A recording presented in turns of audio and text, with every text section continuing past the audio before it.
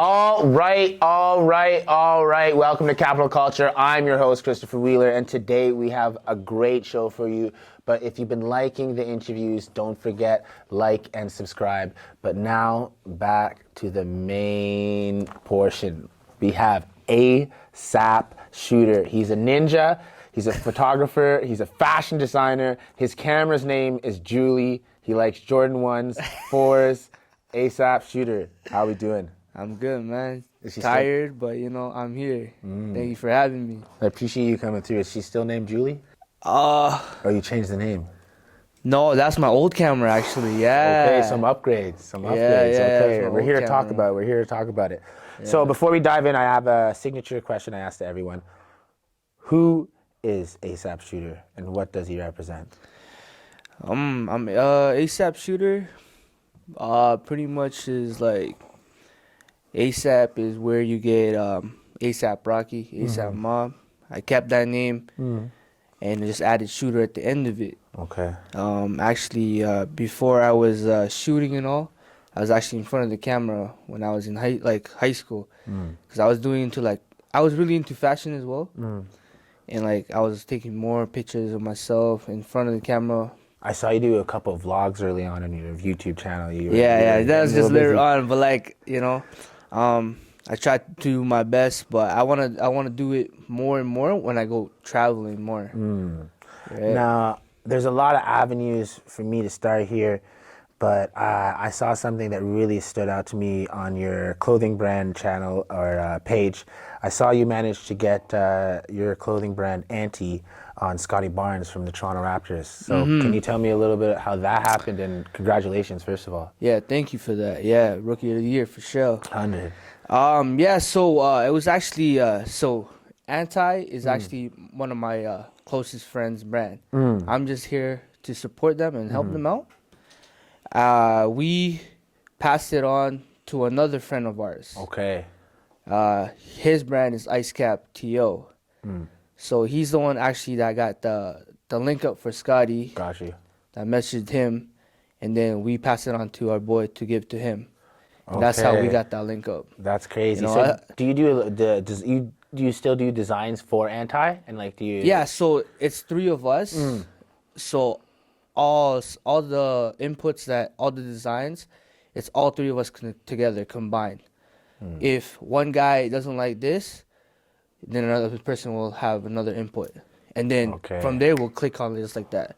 All right. I see in the last few months you've started going to fabric stores.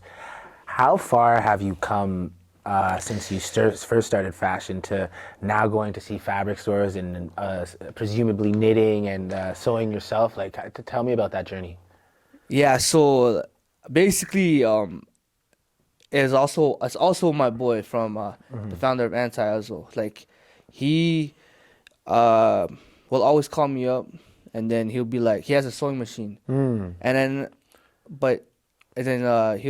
we do something together at his house, and then we met up his other boy.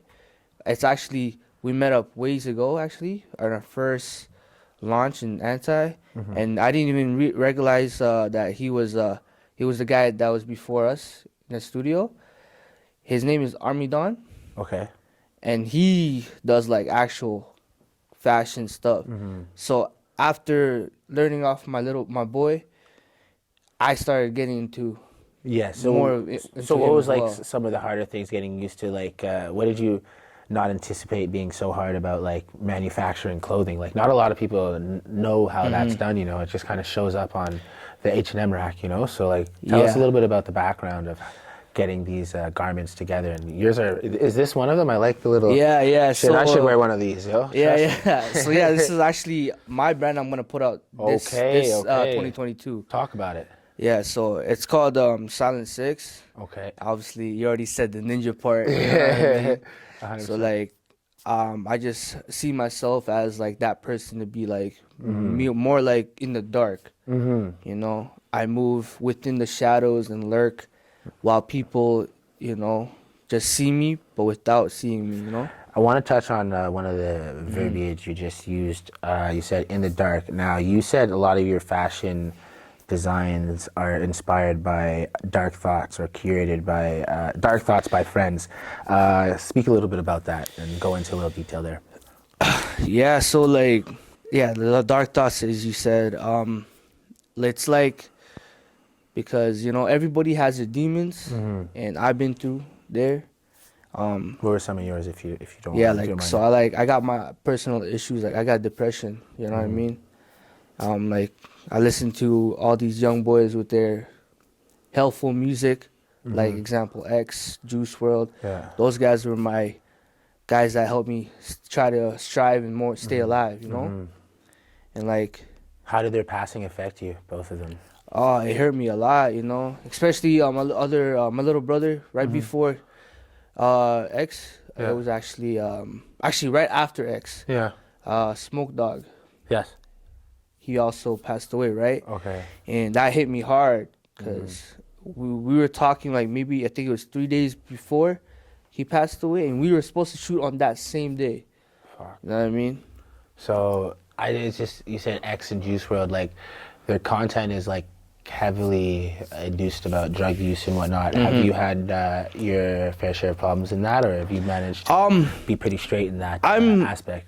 Just because you mentioned depression, I wonder if you battle it pharmaceutically through a doctor, or some people. You know. So like, I know this is gonna be all out there, but yeah, like I've been there, but like it's not like I'm not a heavy user. You know what I mean? Of course.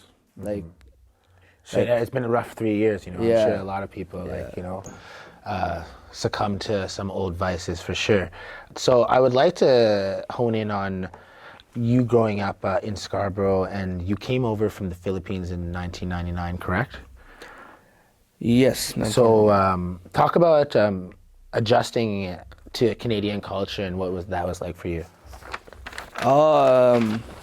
Honestly, it was like straightforward. Like, I picked on the language quick, English pretty quick.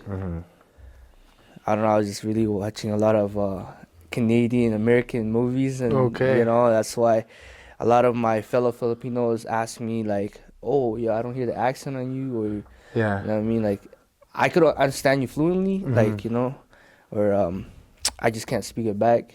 Okay, I only know when I was young, I went to a grade school 1 to 3, and there were a bunch of Filipino kids. I only know the bad words like bakla. How do you even a bad word though? How do you even a bad word? Oh, I just remember. They're such great people. I remember. I still speak to some of them, so shout out them. You were published in Vice in 2017 for some quite daring tactics. Like, I was doing some research, and for people who don't know at home, he's a rooftopper. Speak about starting that, and why the hell do you do that? I started that back in 2014 when rooftoping was a big thing. That was the time, because it came from overseas, and it moved on to the American state, and then to the Canadian state. The reason why I started doing that is because I was just an upcoming photographer, and I refreshed my page. Remember, like I said, I was into all these fashion. Yeah. And I would just post a bunch of sneaker stuff, you know what I mean? And I'm like, oh man, my Instagram is whack. I need to do something crazy, So I deleted that, because I had Instagram from day one, right? Deleted that, explored, find other photographers. Get some new inspiration. And then, and then, and doing all these crazy stuff. Speak about your first climb, if you don't mind me asking. Ooh, the first climb? Like, I was watching that, and I'm like, one, how do you get the balls to do that? 2, you had the GoPro on your head, and 3, let me just follow up, was there ever a close call? Because I know you got in a car accident in 2011, which is a very close call. So how do you push yourself to keep doing these tasks, if you will? So, floor is yours. Okay, so the reason why, so my first climb was actually Ice Condominium. No way, the one with the Ice Tower. Yeah. I've been there. Yeah, Ice Tower. So actually, it was after a photography meetup that was hosted by a New York publisher. Okay. Photographer group, and then we all decided. I think it was like 40 people on that roof within like 2-3 hours. Jesus. It was like a rooftop party, our own shit. Yeah. But it was crazy. And it was still under construction. Oh man. So I'm Yeah. telling you right now that it's all cardio workout. So we took all the 100 floors of steps and just kept 100 floors. like about there, yeah, because plus the crane, right? So we just kept going. So is it just? I just want to like hone in for people that aren't familiar. So the hardest part is just sneaking into the grounds, essentially, and then getting up the crane is kind of. I don't know. Like, is it halfway through the structure and then you go into the crane? Like, cause like. No, so it'll be like you get to the very top, and then it's either if there's a crane or not, you could go fully to the top. Like I think it's like like maybe 5% built already up there. Yeah. And then they take it down off another crane. How do you factor in wind? How do you take in your safety? Do you have a clip on, or do you have no clip at all? No clip, no harness. No. And your mother found out you were doing this through social media. Yeah. Speak about how that happened. Yeah, how pushy she was. My mom and my dad was mad at first, but like they can't control me. I just do it, you know. It's just create. And there's a picture on my We're gonna roll the footage too when you're talking about this. It's unbelievable because your shots are crazy, and I'm gonna transition to the next part here. Is you got some great shots up there, and you took one that's world renowned. You know which one I'm gonna talk about. It got posted on the boys' page. But before you get into that, I also want to know. I'll add on to that. After you got posted, you cut everyone off. You unfollowed everyone. Why the hell did you do that? Oh man, oh man, my boy's gonna see this and he'll laugh because he always puts that on me. Yeah. Speak about it. Yo, that's so funny. Oh man, I don't know, like, damn, I don't know. I was on top of that wave back then. I was like, oh, a little bit egotistical. Is that what you're trying to say? I guess you could say that. I don't know. It was just, I guess so, yeah. And then I feel like I can understand. I can empathize why you do that, and you know, I might take a note. And then I'm just like, you know what? Like, I guess throughout those years, I'm just like, oh, Instagram is different now. I'm just gonna, you know, do my own thing. Now, there was a time in May 2017, I think it was like mid-May, where you were supposed to shoot with him, and then it kind of didn't materialize. You were messaging back and forth. Right, yes. Did you ever follow that back up, and what's your current status with the boy? So I never followed it back. He's a very busy guy, right? I don't doubt it. Very busy guy. The only chance I got to, at the time, was 2017 of OVO Fest. Okay. That's when I hit him up, and then he answered me 5 minutes right away. That's crazy. And then, because I just asked for if I could shoot the show. And yeah, he just... How was that? Like, how speak on that? That was it was my first time on OVO Fest, and it was crazy. He brought everybody out. That's crazy, like, man. It was wild. He brought like a bunch of artists that I would never thought of taking pictures of. This is when I believe Bugs and Smiley performed that year, and I could be wrong though. No. Was that 2018? Maybe I'm wrong on so. that. You had some goals back then, and I just want to kind of follow up if you've kind of knocked some of those off your list. Yeah. So I'm gonna go through them, and you can let me know if you've done them or where you're at with that goal, and we'll go from there. So I'll start with this. You wanted to go on tour with an artist of some sort. Have you got that done yet, or are you making any headways to that? Not yet. I'm still aiming for it. Still looking for an artist, upcoming or not. I mean, yes, upcoming, and like, or already out there. Yeah. But mostly, hopefully, upcoming. Okay. You know? Anyone in your peripheral that you're maybe thinking? Right now, like, he just released an album. Okay. Ashu Kid J. Okay. Sick guy. Yeah. Sick guy. That'll be sweet. Yeah, no, that'd be definitely dope. Okay. You wanted to start directing and editing videos. Have you started doing that? No. Okay. Because the reason why is because I keep folding back. I have all the equipment. The only equipment I'm missing is a desktop. A desktop computer. Yes. Okay. Because I have a laptop and it's like, hello, like, you know, it's dying on me. Yeah. And I don't want to kill it even more if I download this Yeah, system. yeah. You Just know put what a I mean? lot of. And then for I sure. won't able have to edit photos or anything, and then it's gonna be dead on me. You know? I got you. I got you. Yeah. Okay, so we got to get this man a laptop. I mean, a desktop. Maybe we'll get a sponsor and soon we'll hook you up. Yeah. Okay, this one's quite interesting, and I like that you said this because you have a very good eye. I've been going through your photos. You wanted to do a gallery. Yeah. Have you done a gallery yet? Because I think that would No. be so huge for you. I know, man. I keep delaying that back as well. It's because cause my mind is so mixed up right now. There's so much things going in my mind. Like, my plate is full. Like, I want to do this. I want to do this. I want to do this. Now I'm just like, I still want to do that, but now the clothing thing, I'm trying to pursue it as well. Okay. So it's Right? just a little bit too much on your plate. There's been so much on your mind. I just want to briefly touch on this before I get to the last two. How did you handle the lockdown? Was that hard for you? Someone that with depression? How did you battle that? And Lockdown. I mean, it wasn't that bad because I'm mostly lonely a lot. You know, in my on your room. own? Yeah. Like in my room, just thinking about life and this and that, what's next, you know what I mean? Everybody has those moments, but I always have it every day, like every single day. You know, like that's why I don't go out much. You know, when people ask me to go to the clubs or this, like It's it's not for me no more. Yeah. Like, it's not my vibe. Well, thanks for you know? coming here. I appreciate You it. know, no worries. Nah, this is different though. This is like, This is gonna, it's gonna benefit your career, hopefully. But I just wanted to know that, and thank you for being so honest. Now, let me scoot back to your last two goals, or this is your last one. You wanted to hit 3 destinations: Dubai, Shanghai, and Tokyo. oh, it's still on progress. It's still in progress. Okay. Tokyo is the most important one right now because Fashion too, probably. Fashion as well, yes. Quite prevalent there. But photography wise, video wise, oh man, I've been watching all these like rails on Instagram. Oh my god, like I need to go there now. Like I want to live there. You know what I mean? 100%. Like, it's just a different vibe. Like, you know. Okay, well, I think I have a few more questions for you here. Give me a second.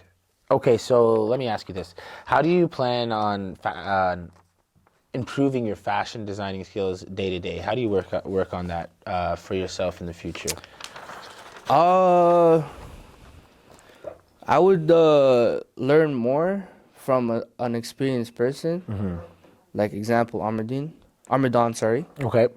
And like learn from others as well. Okay. I just see stuff off Instagram and I just YouTube stuff, and then I'll just learn it pretty quick. And then sometimes I don't even watch the full video or anything, and I'll just create more and more. Because you used to do online, it was super interesting. I was looking at, you used to do online tutorials, and you used online with Adobe Premiere Pro, I would know, Photoshop, and you used to do that online with people back in the day, I used to do. That's crazy to me. I used to do the screen sharing or something. Yeah, I believe. Skype. I used to do Skype. Okay. Yeah, okay. so when all the young bucks tried to were coming into photography. After you cut them off. No, not really. No, I'm just joking. I'm playing But yeah, so I know they wanted to see how I edit and stuff. So I just used to do that. Like, maybe like 4 or 5 guys just come watch me, and I talk about it. And yeah, it was cool. So I'm gonna end the interview with this question before we get into the fun segments I've been talking about, and that gift, you're gonna love it. So we'll get there.